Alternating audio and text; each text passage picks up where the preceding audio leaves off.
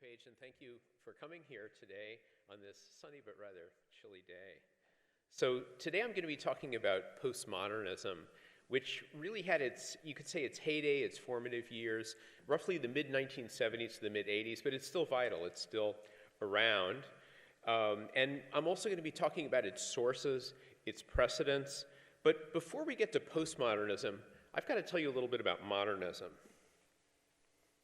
So two distinguished examples of modernism, which I'm sure you know, the poster children from the current exhibition, the Henry Moore and Georgia O'Keeffe exhibition, both of whom are modernists. So modernism is very disparate. It's many different things, and if you say one thing about it, you might have an exception come to mind. But generally speaking, modernism is really animated by a bold passion for innovation. And it's so strong that you get this incredible cascade of movements: cubism, fauvism, expressionism, constructivism. It just keeps going on. And if you want to include the late 19th century, precedents, you could even put impressionism and post-impressionism and symbolism in there as well. So one of the things that modernism tends to feature is this willingness to depart from being a clear, direct representation of something from the real world in order to explore the possibilities of space, of color, of composition, and things like that. And you can see that in both of these works, you can recognize what they are. I mean, you can recognize that that's a flower, a jack-in-the-pulpit on the left. But it doesn't really look just like a flower. Georgia O'Keeffe has taken all kinds of liberties. She abstracts from nature. In fact, I think that's in the title of this, this course.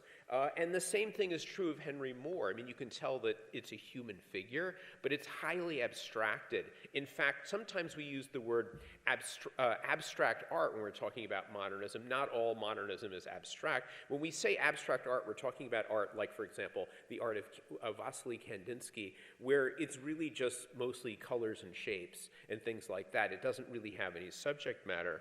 And there are works, I can think of maybe, it's pretty rare. In Georgia O'Keeffe's work, I can think of at least one which really is just an abstract painting. Usually they take their forms from nature. This derivation from nature is also the case with Henry Moore, although I think some of his, you probably find really more abstract things, things that don't really represent anything in his sculpture than you might find in the painting of Georgia O'Keeffe. So this innovation also means that the modernists tend to be less interested, or really not interested at all, in the idea of beauty, the conventions of beauty that were really taught in art schools in the 19th century, where you were really supposed to create something that, the idea is that it would be a sort of a simulacrum of what you see in the real world. In other words, something that fools your eye. And to thinking that, for example, if it's a painting, that it's a space that you could imagine walking into. That's something that you rarely get in modernism. I mean, there is the exception of somebody like, say, a Salvador Dali, but his illusionism, his making something into a window that you can look into, was perverse in the context of modernism, because modernists didn't really do that kind of thing, and so much of his work is perverse, which if you've followed the exhibition that we had of him. So in the case of Georgia O'Keeffe and Henry Moore, we also have a reverence for nature, but as I said, an abstraction from it. Some of the things that you find in the painting on the left, exploring aspects of design, that symmetry, the very close view, the vantage point just so close to that flower that you almost lose yourself in the flower. Or in the case of the Henry Moore, similar to Georgia O'Keeffe, finding new kinds of ways to create beauty, to make rhythms. The surface of that Elmwood statue, you're not really supposed to touch it, but don't you want to? It's so smooth. The way he worked the grain is so beautiful. And there's something you could say, a kind of secular spirituality in the work of Georgia O'Keeffe. You know, for one thing, that idea that sometimes you don't know what scale things are. I remember my dissertation advisor, mentor, Robert Rosenblum, talked about how in Georgia O'Keeffe's art, you don't know sometimes if you're looking at a mountain or a molehill. You know, it's that really, which is kind of a mystical experience. In the case of Henry Moore, there's a mythic aspect in these reclining figures. He was really thinking about and admiring these ancient Mexican rain god figures. But in any case, there also is an idea of the artist in modernism as someone who's original, authentic, individual, whose inspiration really comes from within. I mean, they might look at the outside world and think about things like that and have, you know, subjects coming from the outside world or even from history, but the inspiration really comes from within. So I mentioned Kandinsky before. In his case, art was supposed to be spiritual, sort of an expression of spirituality, of inner, you know, what he called sort of the sort of inner spirituality. In the case of an expressionist, someone like Kathy Kollwitz or Kirchner or Kokoschka, you have this powerful emotional expression. And, you know, that's, or in the case of someone like Picasso, it's this sort of maniacal creativity. You know, Picasso said, "I paint the way some people bite their nails." You know, it's that kind of thing. We're going to see that with the postmodernists, it's very different. There's a real skepticism about originality, even though they want to be original in their own way. And even though, and we're going to see some art that has it tends to be very ironic, sometimes very deadpan, but it's impossible to not be expressive to some degree when you're doing art, so that they, and to seek originality as well. So I just wanted to touch on a history of in the United States of modernism, its acceptance, for one thing. An example here, Aaron Douglas, one of the distinguished painters of the Harlem Renaissance, this painting of Noah's Ark from 1927. I mean, it is actually telling the story of Noah's Ark, but it's doing it in a way that's really very abstracted from nature. It's really a form of what we would call synthetic cubism. And, you know, the space is not a space that you can imagine entering. It's highly, highly stylized. Stylized means something that looks like something, but is removed, you know, that has exaggerated features or simplified features. And so that's the acceptance of modernism. You have the resistance to it on the right. That's an example of what we call regionalism, which is a movement largely of the 1930s. A painting, a very well-known painting, I'm sure you all know it. It's one of the best-known paintings probably in the United States, Grant Wood's American Gothic from 1930. And Grant Wood was the member of this group, the Regionalists, who very self-consciously set out to reject modernism, and especially European modernism, because Europe was really the center of this, especially Paris. Paris was really the center, you could say the center of the Western art world. In this period, it really had been, so in some ways, since the late 17th century. And that hegemony of Paris is really going to come to an end. And if you came to my last lecture, you heard about that. It really comes to the end in 1940 when the Nazis march into Paris and lots of artists flee, many coming to the United States, to New York, and New York really takes over. And now, today, the art world is much more internationalized, but at the same time, New York is still extremely important in terms of the art world. So you could say that the sort of ground zero, or sort of the headquarters of modernism in the United States, is the Museum of Modern Art. And what I'm showing you on the right is the original building. I mean, it's still there, but it's had all kinds of other things built onto it, 2 major renovations and extensions. So you might, you know, if you're walking down West 53rd Street, you might not even notice the old building, but it's a very distinguished example of modernist architecture. It's an example of what we call the international style, you can see on the right. And it was designed by Philip L. Goodwin and Edward Durrell Stone. It opened in 1939. And international style modernist architecture tends to be rather abstract, geometric. It even has an industrial look to it. There's no real facade, like, say, you know, in a 19th century building, which often, you know, if you think of universities that look Gothic, or libraries or city halls that look classical, that look like Roman buildings. The whole idea there in the 19th and early 20th century was to look to the past, to get building types to match some association with the past. So, for example, with government, you could think of, well, we have, ancient Rome, and we have Greece, and, things like that. Or with schools, the tradition of learning in the Middle Ages. So let's have these Gothic buildings. I mean, even the College of Arts and Science building where I teach at BU has a kind of vaguely Gothic look to it with those towers that you can see on Commonwealth Avenue. So this on the right has none of that. It's very stripped down, and you can see that in color, it's very simple. It's sort of black, white, and gray. So what I'm showing you on the left is postmodern architecture. And when we talk about architecture, postmodernism, it's a more sort of circumscribed thing than what I'm going to be showing you today. Today I'm really going to be talking mostly about, say, painting, sculpture, photography, other kinds of objects. When we're talking, and it's all different kinds of stuff. That's why I call this varieties of postmodernism. We're talking about architecture. It's a pretty specific thing. It's something that we especially associate with, say, starting around even going back to the 1960s, but I think of it as very much a 70s and 80s thing. A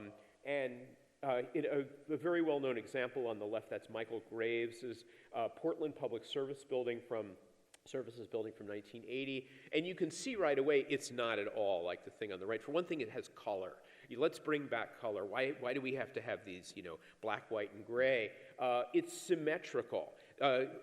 International style modernism is not symmetrical. It's very asymmetrical. And in some ways, think about so many buildings that are sort of inheritors of that 20th century modernist look. I remember the old Newton North High School, which has been knocked down where my kids went, that, it was, you'd get lost. The parent-teacher conferences, you'd never find your way out, because it's also asymmetrical. Or like our George Sherman Union at BU, I always say, woe unto you if you have to go up to the 4th or 5th floor. You'll never find your way out. Whereas classical buildings, it's like you've got a room here, you have a room there. They match. Think of the National Gallery in Washington or something like that. That's very classical. And so we bring back symmetry. Look at those funny things along the side. They look kind of like flattened ribbons. They're sort of like swags, the sort of thing that you would find in a 19th century French building of what we call the Beaux-Arts style. In fact, Beaux-Arts style, our Boston Public Library is in that style. And what you have here is it's sort of like swags in quotes. It's like everything is in quotes. And we're going to see that also with the postmodernist work that I'm going to be showing you. There's this whole quoting. Like, it's not just the thing. It's the thing in quotes. It has that sort of irony. And if you see in the front of the Public Services building, it has this giant statue of Portlandia, because it's in Portland, an allegory of Portland. I mean, it's kind of corny and fun, but a modernist building would never have something like that, even though there are modernist buildings that have some elements of that, like think of Rockefeller Center with the big atlas in the front. So if we're talking about modernism, I've got to bring in Clement Greenberg, who I'm showing you here. This is a wonderful caricature. I don't know when it appeared, but it was in the New York Review of Books. He was the sort of house caricaturist, really brilliant caricaturist. And he had this knack for not only making his characters look like the person's face, but giving them some characteristic that really goes along with them. In the case of Greenberg, it's very funny because he was Jewish. He's made him into the Pope. And he's the Pope. He's either giving a blessing or an admonition. And look, instead of he's wearing a cross, he just has one vertical bar, because Greenberg was all about stripping everything away. And he had this idea of modernism. I think he really called what he was representing modernism, although now we generally refer to it as Greenbergian formalism. Formalism in that it didn't have anything to do with anything but form, with style, no subject matter, no context, nothing like that. And the way that he saw it, his vision of modernism really begins with Manet and the Impressionists. So I'm showing you a very well-known Impressionist painting on the left, Impression Sunrise. which was shown in the first Impressionist exhibition of 1874. In fact, I believe this pairing, and the one on the right is Gérôme's L'Éminence Grise from 1874, and I believe that right now in Washington, D.C., they're shown together as the frontispiece of this big Impressionist show. The Gérôme really represents everything that Greenberg hated. Now, Gérôme hated Impressionism. He thought it was a monstrosity, sort of a sloppy mess. And Gérôme was horrified in the 1890s when the Caillebotte bequest, so Caillebotte was given to the state. Caillebotte was Gustave Caillebotte, French Impressionist. We have works by him. We have two paintings by him here. He had some money. He collected Impressionist paintings, and when he died in his will, he said, okay, they should go to the state. Gérôme was furious. We can't take this trash. This is just, and they didn't take all the paintings. They took some, including things like, the Ball at the Moulin de la Galette. Can you imagine if they had rejected that? Renoir's a very popular painting. So anyway, what Greenberg was really saying is that a work like the one on the left really has more to do with painting itself, whereas the one on the right has to do with historical subject matter. Now, Greenberg didn't want any of that. He felt that historical subject matter, well, that belongs to literature. That's not painting. This one on the right looks like a space you could walk into. And three-dimensionality, well, that's not painting, that's sculpture. In other words, you can see how he was sort of excluding all of these things. And the way that he described it was he wanted to strip away everything that wasn't intrinsic to painting. And there could be some benefits to this outlook, even though it came to seem very, very restrictive, and it's really thrown off, certainly by the time we get to the 1960s. But it still had a very big influence. I mean, Greenberg really emerged as a critic in the 1940s, and in the 50s and 60s he was really quite influential. So the benefits would be in a painting like this by Helen Frankenthaler. Now, for a while, she and Greenberg were partners. And this is a very famous painting called Mountains and Sea from 1952. It's really, I think of it as the first of a whole movement that we call color field painting. So it's a painting that's done on unprimed canvas. That is, when you paint a painting, you put sizing or gesso. We sometimes, it's gesso, but sometimes it's called sizing on the canvas to seal it so that the paint sits on the surface. That's your classic way of painting. If you don't have to put it on, and she didn't here. If you don't, it seeps in. It's sort of like spilling the Manischewitz on the white tablecloth, right? It kind of goes in, seeps in. So that's what you get here, and what that gives you is something that's a kind of textureless painting. It's just sort of a more pure experience of color, and it's very flat. And that is what Greenberg wanted. Painting should be only about flatness, color, and expanse, nothing else. And it's a kind of art which is really made for visual pleasure. And I couldn't resist showing you this lovely portrait of Helen Frankenthaler by Alexander Lieberman because it really suggests a kind of joy in life, which is this, so we're really talking about visual pleasure. This is a more radical kind of color field painting. It's an artist who Greenberg thought was amazing, Morris Louis. These large paintings on white canvas, I mean, it's a kind of a nightmare for conservators. How do you keep that clean? It's like, your white suit.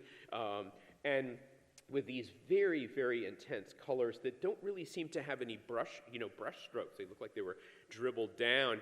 And in fact, there was a moment in the Museum of Fine Arts' history, there was a curator, I think his name was Kenworth Moffat, who really loved this sort of stuff. And so the MFA actually owns a number of these canvases, which tend to be quite large. So what I'm going to be showing you is really different from this stuff. And here, one of the precedents for postmodernism is a kind of move towards minimalism, to something minimal that really is denying that sensuous color experience. Here, for example, in the work of Robert Rauschenberg, this untitled work of 1962, it's sort of like the proverbial polar bear in the snowstorm. I mean, there's not a lot to see there. And another very important precedent for postmodernism is conceptual art. So here's an example by John Baldessari. We're going to be seeing him in a moment. He was a very important teacher to some of the post-impressionists. I mean, post-modernists. I mean, we really think of him as a postmodernist as well.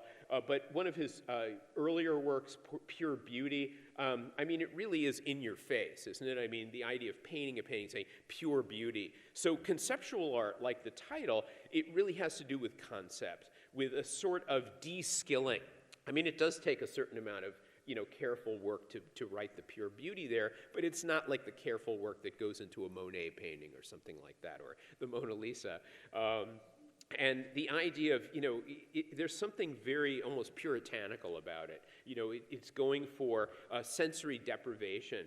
And it's interesting about conceptual art.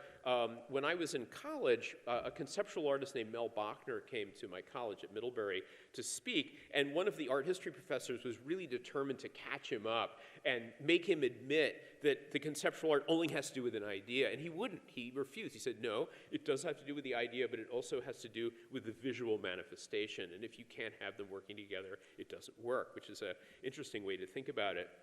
But conceptual art really has its grandfather or its father in Marcel Duchamp. And I'm sure many of you know this, the notorious urinal called Fountain, which you can see as a replica. That's not the original. The original was lost. And he didn't consider this a work of art. He considered it a work of anti-art, or as he called this, a ready-made, something that he got, titled, took out of context, taken out of the plumbing context, and he actually showed this in an exhibition in New York, although it had to be behind a curtain. The other exhibitors were really scandalized by it, and it eventually was lost. A art dealer, I think it was Sidney Janis, much later, found a whole bunch of these urinals and then had, I think, Duchamp sign them, so it really is a replica, and we'll be seeing a lot of things with replicas today. So this conceptual idea really coming from something like this. Duchamp said, I wanted to return art to the service of the mind. And he, his motto was reduce, reduce, reduce. And he was very hostile to what he called the physical side of painting. Now, that's the side that most of us like, right? The colors, the shapes, all of that. He didn't like that. And I once heard this very interesting anecdote that there was a panel discussion that he was included on at the Museum of Modern Art in New York. I'm not sure exactly what year it was, but I guess the host was Alfred Barr, who was the founding director of the Museum of Modern Art. And Duchamp had just made some statement about, oh, my art doesn't have, these objects have nothing to do with beauty. And Barr, begged to differ, and he said, but Marcel, they're so beautiful. And Duchamp's reply was, nobody's perfect. So here is our first example of postmodern art. And you can see it has a really conceptual quality. Allan McCollum's surrogate paintings. They're not really paintings. They are painted there. I believe they're made out, acrylic on wood and museum board, but they look like paintings or drawings that are framed, but they're blank. And there is that kind of almost puritanical stripping away of austerity with these things, the idea that they're not really paintings, but sort of paintings in quotes, as you can see. It's also interesting that this is an installation in a gallery, and these artists postmodernists tended to be very aware of gallery situations, like, in other words, jockeying to get in the hip galleries, but also thinking about how their work is going to be displayed. Now, certainly an important precedent for this is Andy Warhol, so the famous soup cans that I'm sure you all know. And I showed this black and white photo on the bottom is an installation shot from the Ferris Gallery in LA, 1962. That's where there was this sort of scandalous exhibition of these things, where you have the Campbell soup cans all around the wall. And this idea, it was really, in your face. I mean, if you think about the kind of art that was considered high art at the time, Mark Rothko, Jackson Pollock, Franz Klein, it's de Kooning, it's expressive, it's personal. This is not. This is something you see in the supermarket, and it just seems so blank and commercial that really was a kind of outrageous thing. So another example of postmodern art the work of Richard Prince. And Prince was a member of what we call the pictures generation. And on your handout sheet, you can see at the bottom, I have suggested reading, there was a really interesting exhibition called the Pictures Generation. So that's really what is about 1974 to 1984. It was by someone named Douglas Eklund at the Metropolitan Museum of Art. Really interesting show. I remember it. And it really featured a number of the artists that I'm going to be talking about today. Now, the name Pictures Generation, I suppose there's two sources for that name. One is that a number of these artists were featured in an exhibition by the critic Douglas Crimp in 1977, just called Pictures. And then there was a gallery called Metro Pictures, which featured some of these artists like Cindy Sherman, Laurie Simmons, Sherry Levine. And I think Sherry Levine and we'll see also Robert Longo were in that original show. So what you have here, these three women, it looks like they were taken out of either a movie, movie stills or advertising or something like that, and they all happen to be in the same position. So what you get here is a kind of uncomfortable recognition that what you're looking at isn't really genuine in some ways. It already exists as an image. It's a cliche. And this idea of the cliche, the hearsay, things that are repeated mindlessly, this is something that really is part of postmodernism as well. There's also a sense here that it is these three women, and there is a voyeuristic aspect in this whole idea of, this is a world of sort of power relations, especially male power. This is something that was very much current among the postmodern artists. So here is a work by John Baldessari called Heel from 1986, which I would really call a postmodern work. Baldessari was very influential on postmodernism. He was a professor at a school known as Cal Arts. It's really the California Institute of the Arts in Valencia, California. And a number of the people we're going to be looking at, some of them were his students. And it really was a place where there was this certain, reverence for, you could say, a more minimalism, conceptualism, but also a certain disdain for traditional notions of art. For example, he talked about post-studio practice, post-studio. So it's sort of like postmodern. In other words, he had really no interest in drawing from the figure, that kind of thing. What he was interested in was collecting pictures, lots of little pictures. And you can see that it's a curious thing. It's a little bit like the one I just showed you by Richard Prince, in that all of these things go together in a way. A lot of them have to do with heels in various ways, but they don't seem to have any connection to each other otherwise. And the pictures generation, this is something that we really associate, that kind of attitude of interest in these pictures. I mean, that's really why they get this name. They're interested in pictures, but pictures not like old master pictures, but rather pictures from the media, pictures from film, things that we're surrounded by all the time. Just like, say, with Andy Warhol, he was interested in these, mass culture or, commercial culture things like soup cans, for example. But they're interested in these pictures, and that's one of the things that you could say separates them from, the more conceptual art, even though, as I mentioned, that first work by Baldessari that I showed you, I would think of as conceptualism, that there is this interest in pictures. So this idea of putting incongruous pictures together, that's something that you can see in this work by Robert Longo. Now, he was in that first, that show, the Douglas Crimp's exhibition Pictures, 1977. Here is a work from 1982, which technically is quite impressive. It involves both painting and a kind of relief sculpture. Called Master Jazz. He's interested in sort of the life in modern cities, but it doesn't really go together. I mean, what is the connection between all of these things? It's really a kind of collection of these images, these pictures that don't exactly go together, but have some kind of distant relationship. And this idea of a kind of disparate collection, this is something that we can see in a number of these postmodern artists. Another student from Cal Arts, David Salle, with a very incongruous title here, "We'll Shake the Bag." What does that have to do with the picture? I don't know. It looks like outlines of kids sort of bobbing for apples on strings, and then what looks like a nude. And some of David Salle's work takes imagery from porno magazines, but they don't seem to really go together. I mean, I think it was David Salle. This must have been in the 90s. I went to this show in Boston. It was a dance performance by Twyla Tharp, where I believe that David Salle did the sets, and they just didn't go together. I mean, you'd have like dancers in tutus and a big turkey in the background or something. It's just, it's a very kind of postmodern thing. Another artist who worked in this mode is Julian Schnabel. And here, appropriating, and appropriation is a big term in postmodernism, appropriating that Caravaggio on the left, so old master painting, sticking it in his work. But look at all the other things he sticks in. Moose antlers, this weird kind of, looks almost like a toy figure, and then that face up on the right. I mean, where does it, how do you put all of this together? It really is kind of startling. And again, this idea of being bombarded by different images and trying to capture that all together.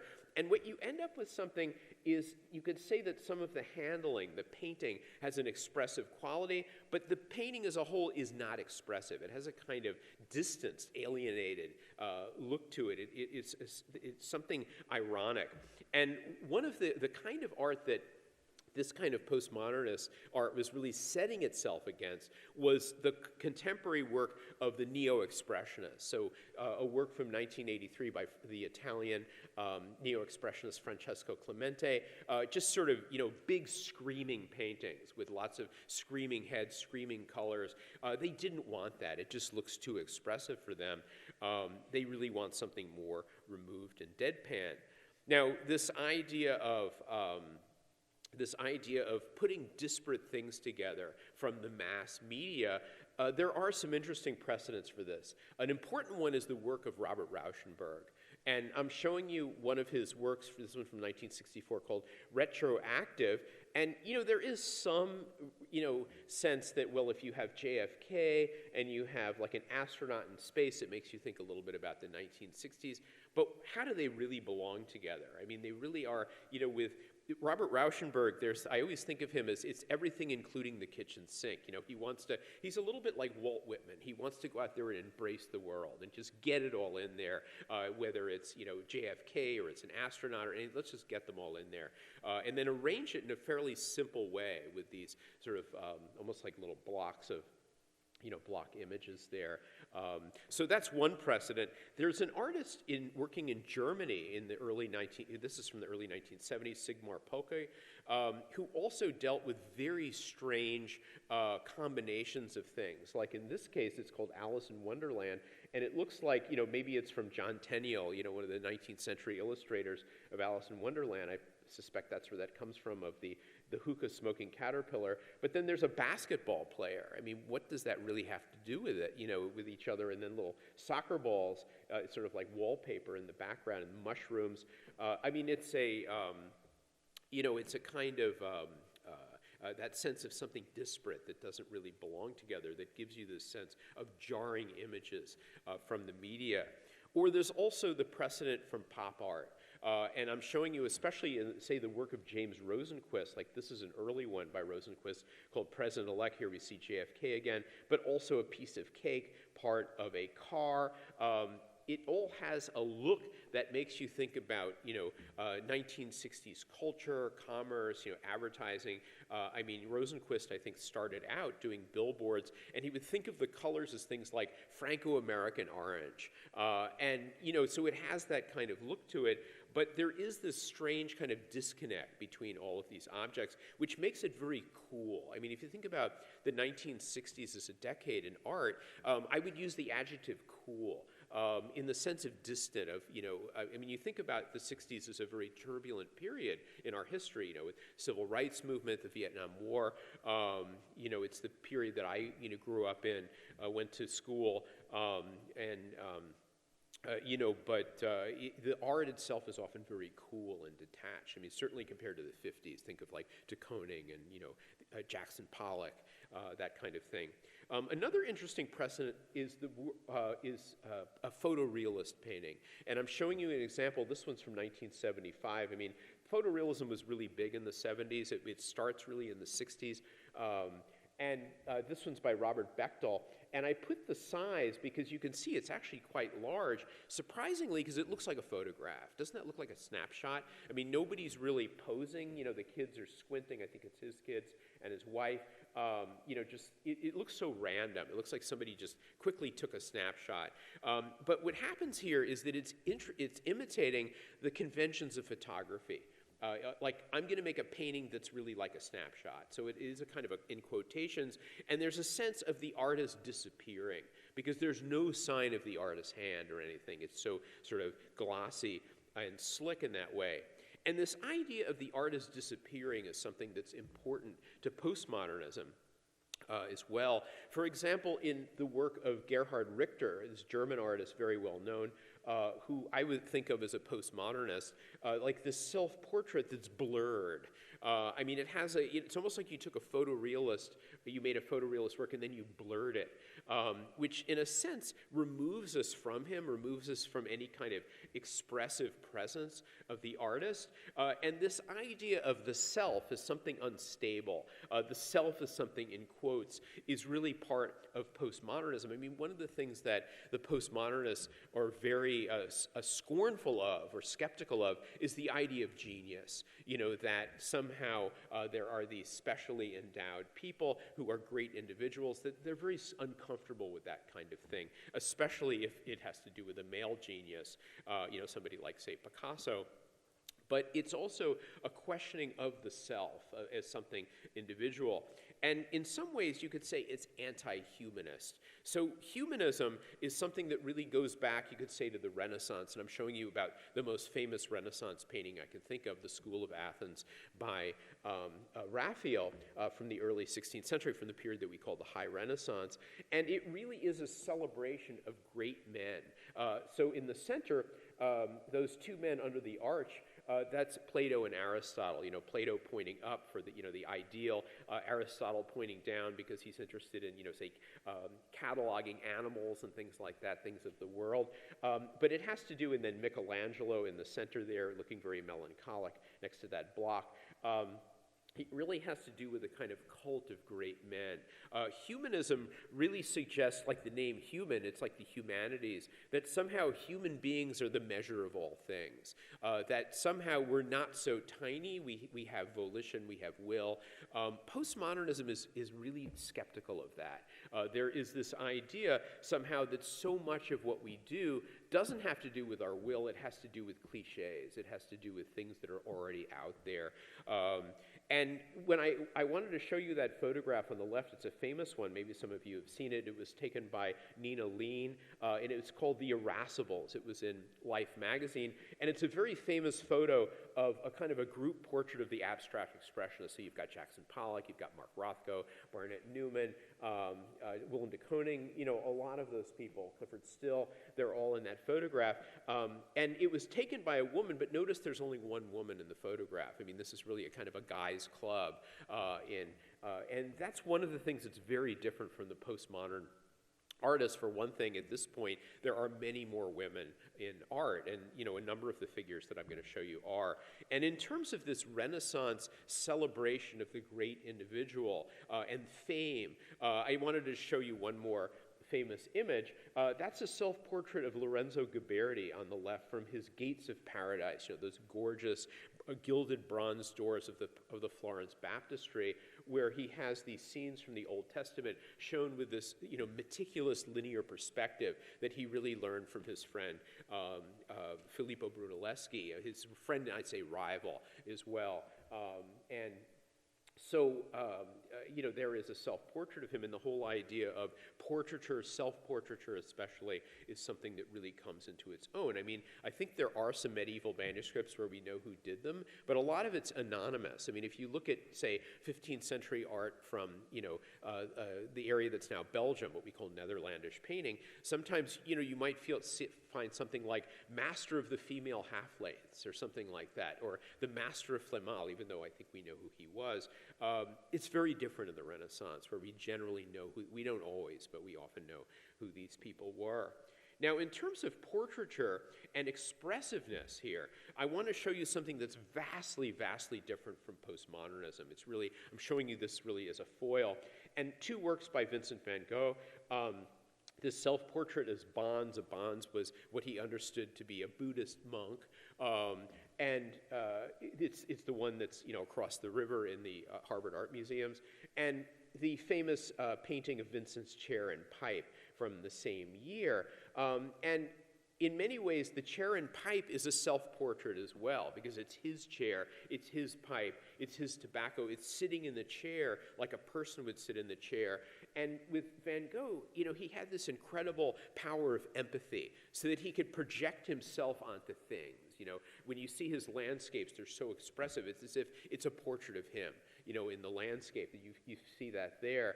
And that's so different from what we get in postmodernism, that idea of the sort of distrust of the wholeness of the self, this idea of the self in quotes, that couldn't be more different from the authenticity that Van Gogh is seeking, this idea of expressiveness, of self-expression. And that kind of thing already comes to be sort of made fun of before we get to postmodernism in the work of somebody like Bruce Nauman. He's kind of a proto-postmodernist in some ways. Some people might just throw him right into with a postmodernist, but this portrait of the artist is Fountain. It's just really goofy, making himself into a thing. If you think about the great tradition of portraiture, including Van Gogh, it's just so absurd and, belittling of that tradition. So that gets us to this idea of the self, of figuring and representing the self, really gets us to the work of Cindy Sherman. And this was my poster child today, this work, this untitled film still. This one's just number 21 from 1978. There's these untitled film stills, which are really quite remarkable, were the kind of early, explosion of creativity in Cindy Sherman's work. I'll show you some of her later things as well. Now, she is someone who was represented by Metro Pictures, but she didn't come from the Cal Arts. She came originally from Buffalo, and there was a gallery there called Hall Walls that I think she was associated with. Now, what you're looking at here looks like a film still, like it says, untitled film still, from some kind of B movie, sort of The Anxious Woman in the Big City or something like that. It looks like a kind of a 1950s or even 40s movie, maybe early 60s, but it's not. That's her. It's a self-portrait. But it's very much this idea of the self as constructed. It's not something that's a given. It's not something that's authentic, but rather it's constructed, and it's a question of the self in quotes.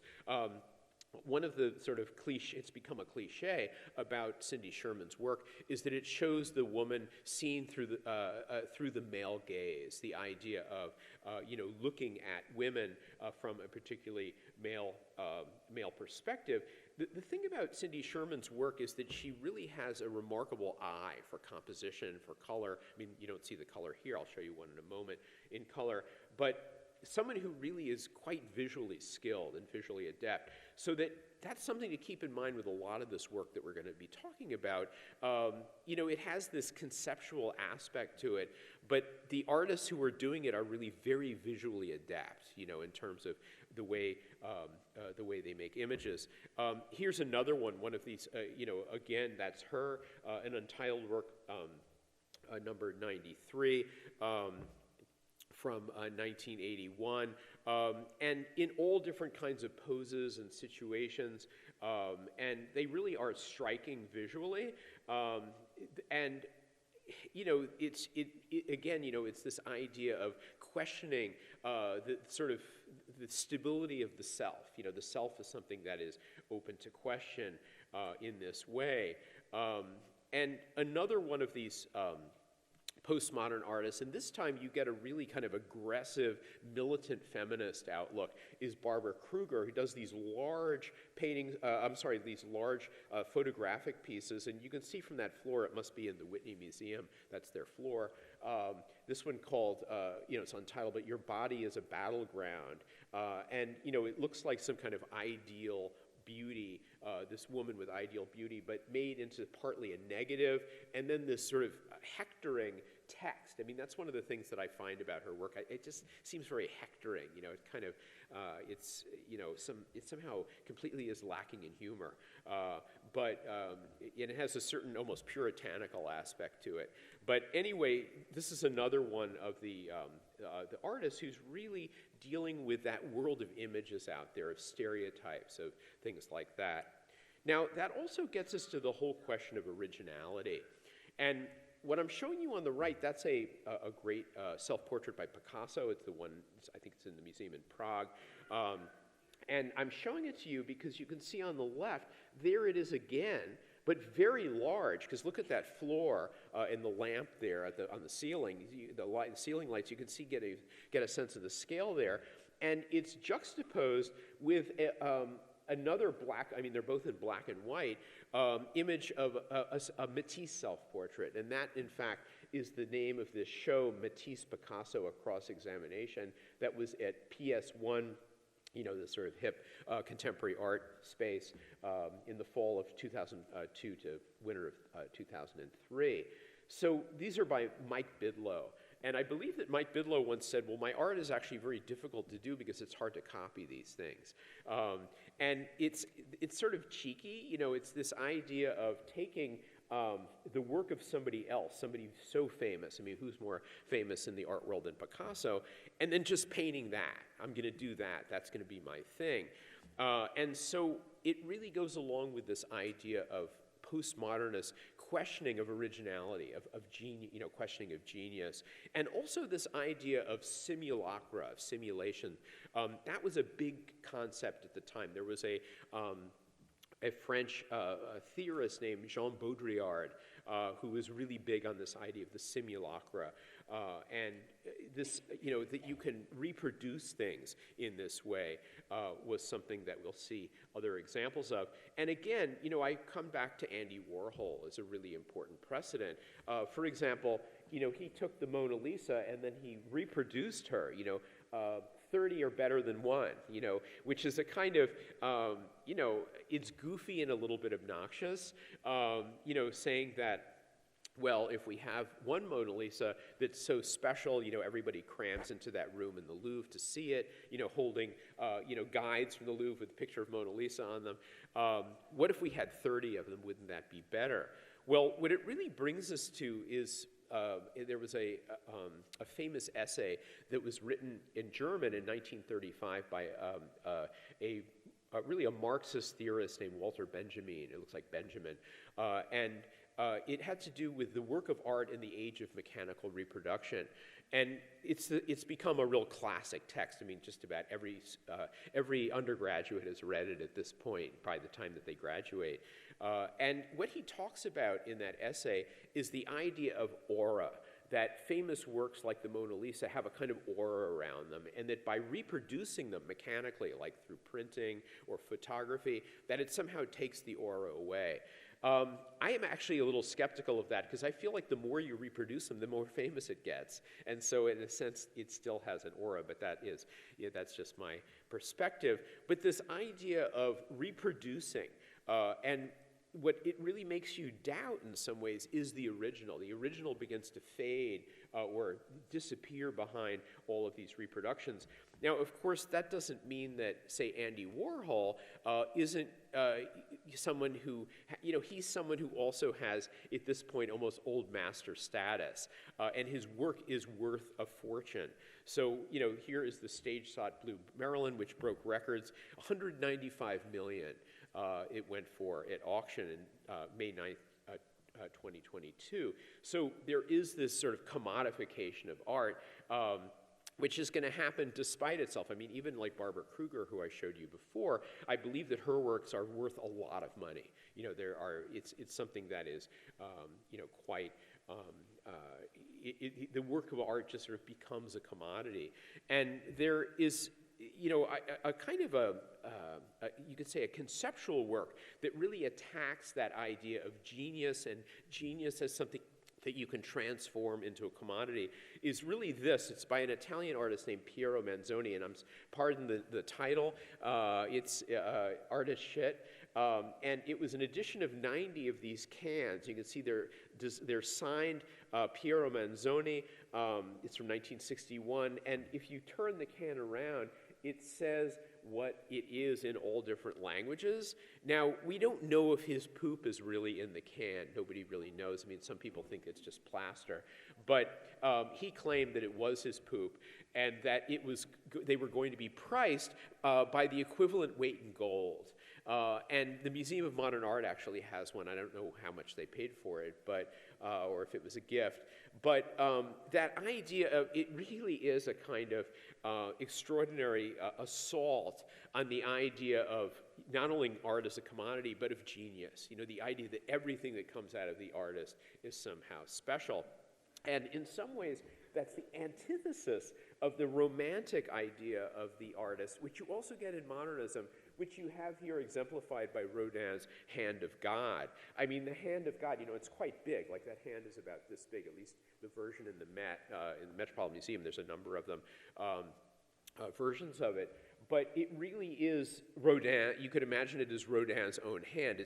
God is seen here as a sculptor, because not only is he coming out of a rough-hewn block, the way that you often have in Rodin's work, but he's holding another rough-hewn block with embracing lovers. That's just the kind of thing that you would have in a Rodin sculpture. So it's, you know, the unique molding hand of the sculptor, which is like the hand of God. So that's so different. But let's go back to Cindy Sherman, where you have things like, you know, appropriating works of high art, like we also saw, remember the Julian Schnabel that I showed you, where that's her on the left, imitating a painting by Caravaggio, the Bacchus, but notice how she makes it somewhat different. And I think that's to really point to the fact that this is in quotes, this is a fake kind of thing. Now, a more radical version of replication we get in the work of Sherry Levine, who was one of these picture generation artists. And here, it's hard to tell. I mean, I have to remember the one on the right is the Walker Evans. The one on the left is the Sherry Levine. These are what she calls rephotographs. She just photographs something else. That's the work of art. Now, it's interesting that it's a Walker Evans. You know, but, you know, for one thing, this was a necessity because of copyright issues, because the Walker Evans was from a series commissioned by the federal government, so it's in the public domain. But otherwise, she could run into problems with that kind of thing. Or in terms of three-dimensional objects, here is her replica of a replica. Because remember, the urinal is a replica, and the way that this is, in gold, you know, makes you think of it's even more distant from the original version of this object and its use, but it also suggests the commodification, the monetization of art. Now, a postmodern artist who really comes to mind in this context is Jeff Koons. So here again, you know, incredible prices. So this sold for $91.1 million. In 2019, his rabbit, this, it looks like a gleaming, it looks like a stainless steel, I'm not sure what it is, or chromium version of a inflatable toy, a kind of a silly inflatable rabbit holding a carrot. Now, Koons is really, he's somebody who was a commodities trader originally.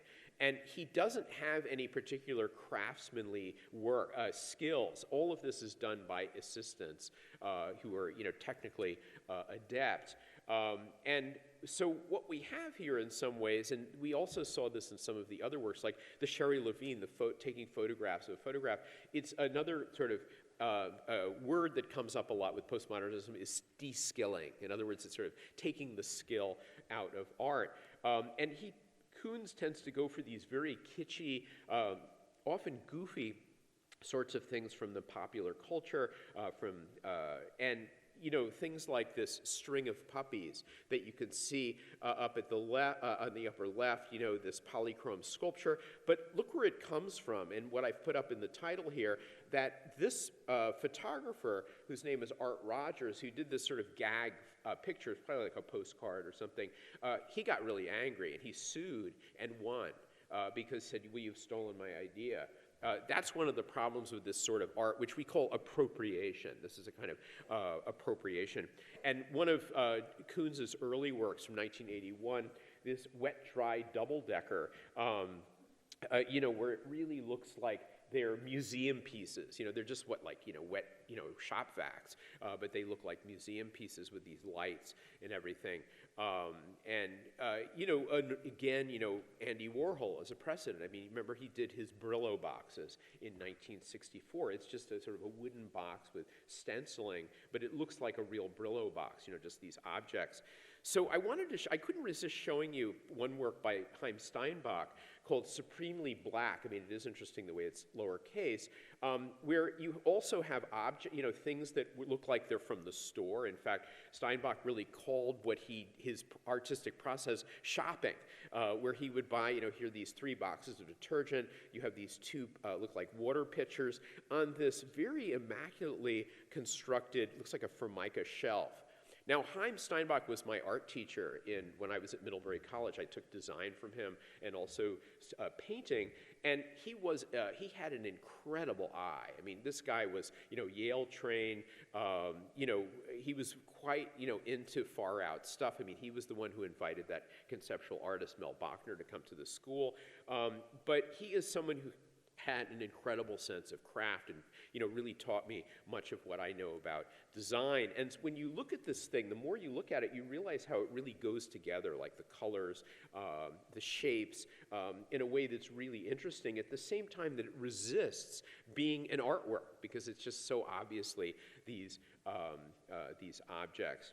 So that takes me to another theme that the postmodernists, in a sense, were very uneasy about, which has to do with this idea of the innocent eye, the idea that you can go out in nature, as Monet did here in this painting by Renoir, and just paint what you see. I mean, Monet was the great advocate of the innocent eye. I mean, we have this account from Lilla Cabot-Perry, who was an American painter who went to France and had a lesson from Monet. And she wrote an account of it. It's a very important document where she said, what Monet said was, okay, you see a house there, don't think house, think square of blue.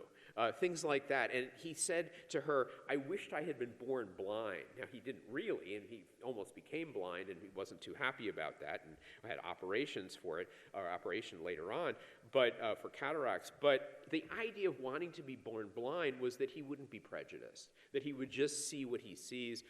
What he wanted, he didn't want to be blind. He wanted to have been born blind and then have gained sight, so he could just to see these things. So this is what we would call the innocent eye.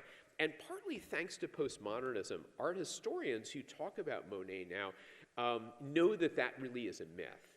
And that, in fact, he was a very skilled composer. And you can see that even at a cursory glance at this famous one, the one in the Met in New York, the Terrace of Saint-Nicolas. I mean, just a lovely painting about leisure and sunlight and flowers. But look how carefully, those 2 flagpoles cross the horizon coming from that fence. It's like a grid. And look at how the yellow and red flag matches, it looks like gladioles down there, the red and yellow, or the blue and red, how it just happens to touch a steamboat out there, which also has red and white, on the blue water. So he's a very, very careful composer. And even though Monet painted outside, he finished most of his works indoors. It's not something that he wanted to have people talk about. It was a little bit like pay no attention to the man behind the curtain. But he really was doing these kinds of changes and composing. So here's a funny postmodern work on the left by Mark Tansey. I remember Tansey had a show at the MFA, it must have been in the 80s when I first got here to BU, and it's called the Innocent Eye Test.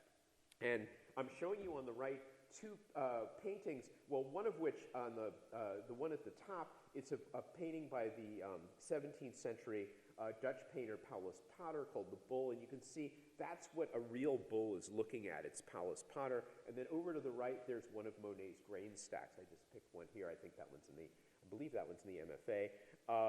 And so the idea is, and Tansy's paintings, there were these kind of large, rather drab, mostly monochrome paintings that make some kind of funny point, a sort of funny postmodern point. And this one, it looks like, they've taken a wrap, like a drape off of the painting. They've revealed it to the animal. There's some people standing around in lab coats. What's going to happen? What's going to be the reaction? And it really is, it's silly. It's just like, how can you really have this innocent eye? And that really takes us again back to Cindy Sherman. Here's another one of her untitled film stills. That's her, of course, where you really get the idea of photography as fiction. It's not about truth, it's about lies. It's about something constructed. And I'm showing you as a foil to that a work by Ansel Adams, which really you could put in a more modernist category, and this Clearing Storm, Yosemite Valley, California from 1944. I mean, I chose Adams because he was a photographer who insisted on what you could call pure or straight photography. You weren't supposed to mess with it. You took your picture and that was it. Now, of course, he could make choices. What am I going to frame? What about the balance of darks and lights and focus and depth of field and all of that? Things you could do in the darkroom. But it's a pure site, or a relatively pure site. It's Yosemite, and done with this kind of purity. Now, in the 1970s especially, you begin to get photographers who are making the point that photography is not about truth. It really is, it's truth in quotes, that it somehow is about fiction. And an important sort of document in that regard, it's A.D. Coleman, I guess was a photography critic, wrote something called The Directorial Mode, Notes Towards a Definition, in 1976, where she's talking about a number of recent photographers who assemble their photographs, like Cindy Sherman, who put them together, and when you look at them, you know that they're put together. You know they're not trying to fool you. It's not like Ansel Adams, showing you something out in California that he's taken with his camera. And one of the most distinguished practitioners of that is Laurie Simmons. For example, in his Pushing Lipstick #1 from 1978. And Laurie Simmons also represented by Metro Pictures, another one of these Pictures Generation artists. And I was fortunate to attend a sort of an evening with Laurie Simmons just a couple of weeks ago at the Boston University Stone Art Gallery, where there's I believe it's still up, there's an exhibition you might want to see of works from, I think it's all from around 1998, of her work, and it really is marvelous. And one of the things that I wanted to, and you can see how she does these they're often large photographs, like Cibachromes, very intense colors and sharp images, but they're often these little figures, like Playmobil figures or something here.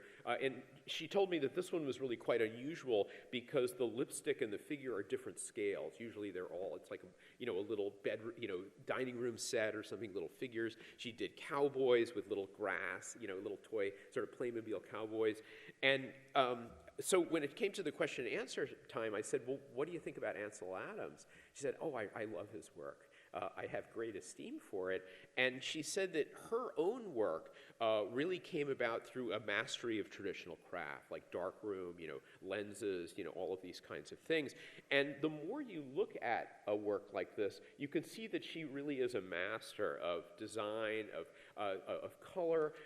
Look at how that strange sort of wallpaper background is picked up in the dress, the red of the lipstick in the dress. Really interesting kind of things. She also described her studio as being very neat, but having hundreds of little compartments, little labeled compartments with little things that she puts in her photographs. So little bottles of Chanel, little couches, little things like that. which is really interesting. She showed a recent work, which was a AI-generated film, which was really pretty fantastic. And I just wanted to show you a couple of more of these sort of directorial mode photographers. This is one that I've always liked, Ellen Brooks' Guarded Future, with what looks like sort of a magician and assistant doll, and some kind of a ball, maybe perhaps a cue ball, that looks like some sort of a crystal ball. Very striking. I mean, I remember seeing this in one of the Whitney biennials and just really being struck by it. Another one is James Casbier, like this one called Boats. I mean, when you look at it, these sort of nautical forms, but you can tell that it's not really a boat. It's something that looks like it was assembled. Another example, you could say, of postmodern photography, the work of Bernd and Hilla Becker, often doing these industrial things like these water towers. So I'm comparing, these grids, and you can see that there are some actually rather visually interesting changes, or contrasts among these different water towers. But they have a kind of deadpan quality, which is so different from this really heroic modernist photograph by Margaret Borkwhite, the Fort Peck Dam, Montana, from 1936, with those bold shadows. It's like some kind of fortress, those tiny figures, really impressive. Another photographer I would put in this postmodern category is Andreas Gursky, like 99 Cent, where it's sort of like the capitalist sublime. It's just so banal and, kind of overwhelming, these, like a scene from a store, from a supermarket. And I think, again, going back to pop art, an important a precedent for this would be the work, and it looks like Ed Ruscha. I think he's actually pronounced Ed Ruscha. 26 gasoline stations. It was a photo book. It was a book of these photographs, just the most deadpan thing. They were gas stations along Route 66, is a precedent for that. And the sense of something that's very inexpressive and that you feel detached from, the sense of detachment, is something also that you can find in the work of Andy Warhol. Again, for example, his Death and Disaster series, like this horrific sort of, what's like a silkscreen painting of looks like a page from the Daily News or something, horrible, sort of headline. This sense of detachment from something that really is horrific. Or in the work, the photography of Diane Arbus, that some of you may know from the 1970s, not a postmodernist, but who does have this sense of alienation, from what she is looking at, the sort of, strange kinds of things from society. Something that's related is that the postmodernists discovered to great delight photographs like this one by Jacques-André Boiffard called Big Toe, Male Subject, 30 years old, from 1929. You can see the print was made in 1982, so that's really in the postmodern period. And Boiffard was a kind of dissident surrealist who was attracted to things that were unpleasant. And this really gets us into a category that I also associate with postmodernism called the abject. And this is pretty abject. This is a work by Paul McCarthy called Tomato Heads. I mean, you all know potato heads, but imagine a tomato head. That'd be kind of disgusting. And you can see that there's all kinds of unpleasant things going on here with these carrots and tools and things like that. So that takes us to an artist who I'm not sure, what you could call him. Perhaps some people would think of him as postmodern, but he's just in some ways too eccentric to really belong in any category, and that's Jonathan Borofsky. And for example, this ballerina clown, which is mechanical. And I saw a version of it at the Whitney exhibition of his work, I'll show you in a moment, which it had music. I think it was playing, that was the Frank Sinatra, I Did It My Way, it was doing something like that. And his work does have a kind of goofy, festive character. And I remember it was great fun to go to this retrospective in 1984 at the Whitney Museum where they really transformed the galleries in terms of, walls and things. And it was like a kind of three-ring circus, or not just three, but it's sort of multiple-ring circus with those loops hanging. They were lights that kind of went back and forth. There were robotic things like these hammering men, and some of you may know them. There's a great big one in Seattle in front of the museum, and you can see how they're numbered. Well, he's an artist who made lots of numbers. In fact, here from 1969, counting from 1 to infinity. He actually obsessively counted. And he made his art based on his dreams. And so what he would do is number them. Well, that was where I had it was at that number that I had the dream. And you can see the MFA in 2018. Some of his pieces is something that I dreamed I could fly. And I think we still have this one up, or one very much like it, the Flying Man with Heart Space. So in some ways, it's the messy world of his dreams.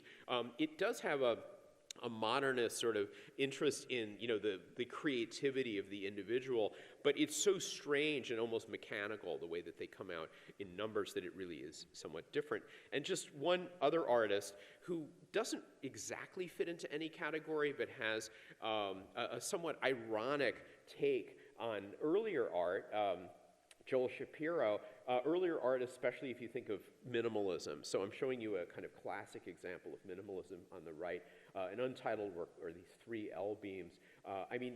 They're really all the same thing, just in different positions. There's no expressiveness, there's no touch of the artist's hand. They are just sort of flat and neutral. It really is a kind of rock bottom art. It's almost like the idea of a prime number. You can't break it down any further. That's what you get with minimalism. Whereas look what Joel Shapiro did. He made something that looked a little bit like a minimalist sculpture, but it's a guy, so it's kind of a goof on that sort of thing. But it's, you could say, also a goof on great modernist representations of the figure, like the work of Henry Moore.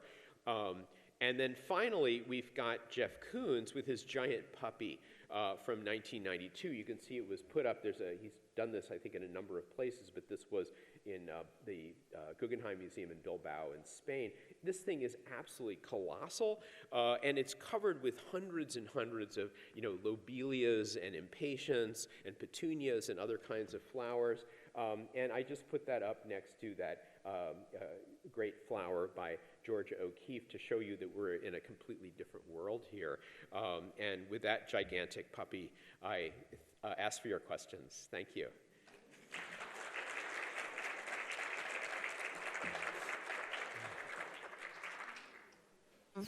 We have mics on either side of the auditorium. If you have any questions, you can raise your hand and we'll come to you.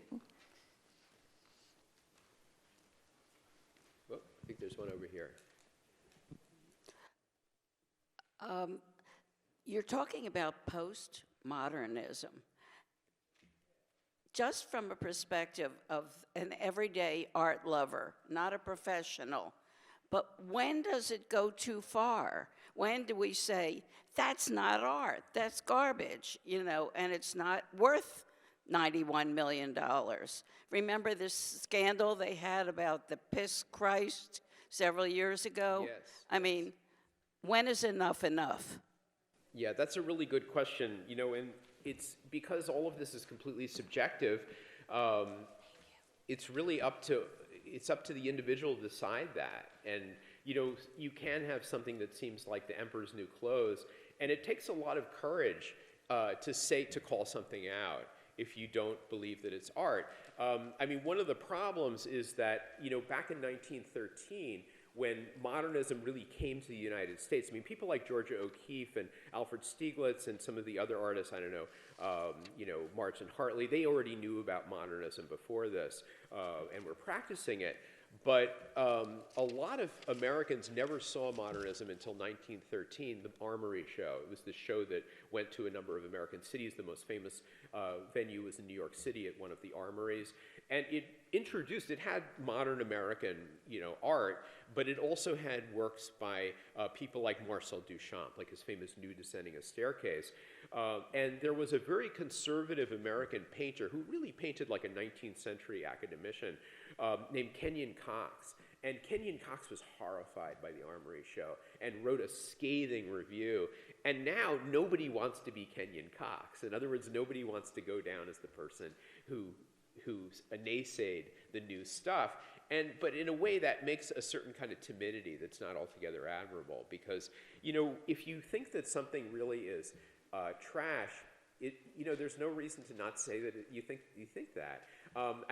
There are things that I think are pretty ridiculous, like the thing recently with the banana taped to the wall. I mean, that's just ridiculous. I mean, I feel like, Maurizio Catalan, who did that, is a kind of a clown, an art clown, but people are willing to pay for it. I mean, there are all kinds of things that are sold on eBay that are insane, that people, I mean, I once saw that there were people who were bidding on a ball of grease from somebody's sink. I mean, I don't understand. I mean, it's just like, why? But, and there were other things that people pay incredible prices for. But how things, the value of things are whatever people are willing to pay. The fact that Warhol went for that kind of price, or the Koons, is that what's going to happen with the Koons, 100 years from now, is it going to be considered like an old master, like a Vermeer or something? I kind of doubt it. But it's really important that you have convictions about art, but at the same time, it's really important to keep an open mind, because sometimes there are things that look like trash, that the more you get familiar with them, you begin to see, well, I guess I see what they were trying to do, even if I don't necessarily agree with it.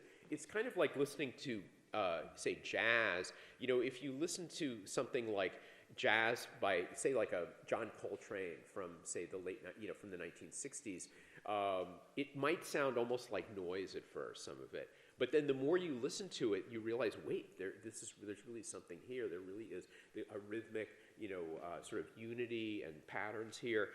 Sometimes that can happen through familiarity. But there are other things that you can be very familiar with them, and you'll still think that they're, that they're not really worth looking at. And I mean, there are things here that are really pushing the limits, like Sherry Levine or Mike Bidlow. I don't know. I mean, I'd be really curious to see what, I wish I could sort of be the fly on the wall, a century from now, and, see what people think about things like that. But, when an artist puts their name out there, they're taking a risk as well. And works like that are quite risky. Another thing to think about is that in this period, and this is something that really goes back, you could say, to the late 19th century, there is a presence, a really important presence of art critics. People like Clement Greenberg. And if if you have art critics who really are voicing support for a particular kind of art, it can give it a kind of prestige.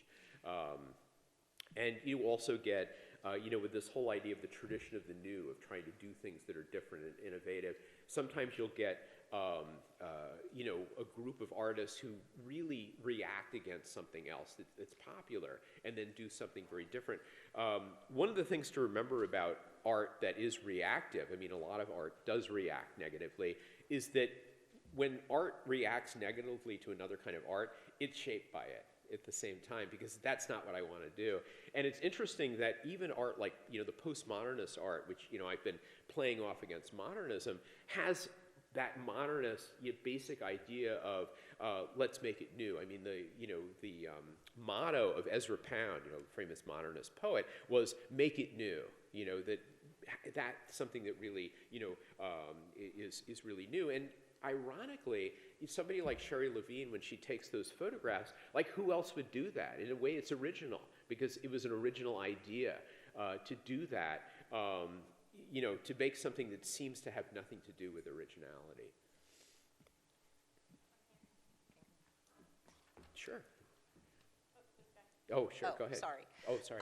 Thank you. I enjoyed your last lecture as well. I also went to Middlebury College. Nice. So thanks for the shout out.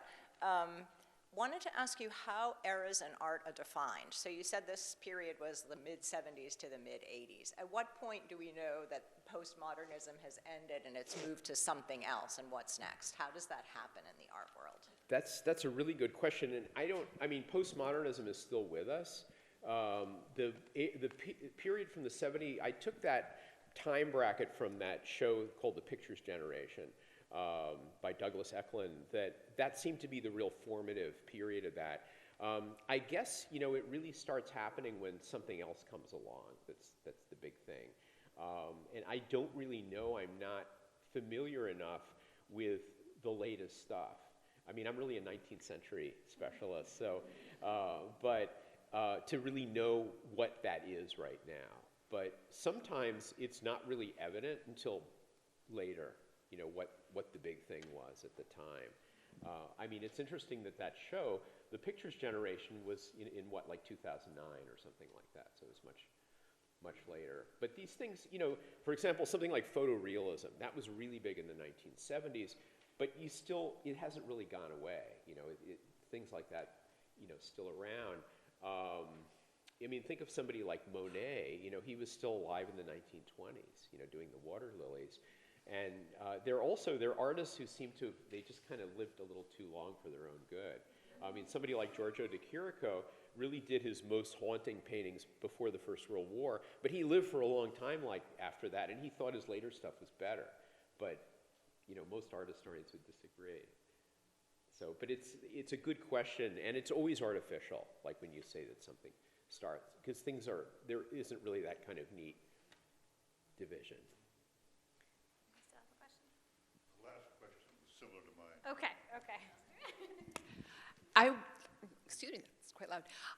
Just as a sort of adjacent point to this conversation, I worked at the Museum of Fine Arts for 30 years, and up until the end, maybe it's evolved, but in terms of curatorial departments, contemporary art was defined as art after 1955. So the resources, the collecting, the activities focused in the contemporary area at the MFA on that art. It's, as you said, I think a bit arbitrary. Maybe it's moved the dial. I haven't been at the museum for 3 years, and there is new leadership, so perhaps it's changed. But it feels like it's one of those questions with regard to more recent art that really can only be understood in the fullness of time. Yeah, that's a really good point. It's funny, you know, in my department at BU, the contemporary art position starts with 1940.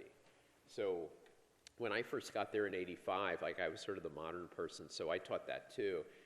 And you know, we have a course that's sort of 1940 to it used to just kind of go as late as it could, you know, we could take it. And then my colleague, Greg Williams, who's really an expert in this stuff, who knows much more about it than I do, he made a new course, which was 1980 to the present. I think that's what it is. And he really thinks of that as more contemporary. I mean, contemporary, just by the term, you know, is really what's going on now. But it is a field. I mean, I tend to still go back to 1940, because that was this big split. Certainly 1950, 55, that's very much part of it. You know, I mean, you could make an argument that contemporary art, you know, starts then and just goes to the present. I mean, it's one of those problems with these terms, like modern. Isn't modern something that's from the present? But modernism really does have a certain historical, you know, if we think of like that modernist architecture, it really is something from especially 1920s, 30s, and, you know, I mean, it lasts longer than that. I mean, you have something like the Empire State Building, you know, which still, it has elements of that in it, you know, or even like, you know, Lincoln Center in New York, you know, things like that. But it does have that kind of period aspect. The postmodern architecture seems to be a little more circumscribed. I mean, you can remember like in the 1970s where there were just any number of malls that had, you know, the lavender triangles and the circles, and it got to be a little much after a while. But, you know, and people doing historical styles and, you know, things like that. So that was maybe a little more circumscribed. But it is this whole idea of periodization is something that's, it is a little bit arbitrary. On that note, thank you so much for coming today. Thank you, you. Jonathan. We'll see you all in February.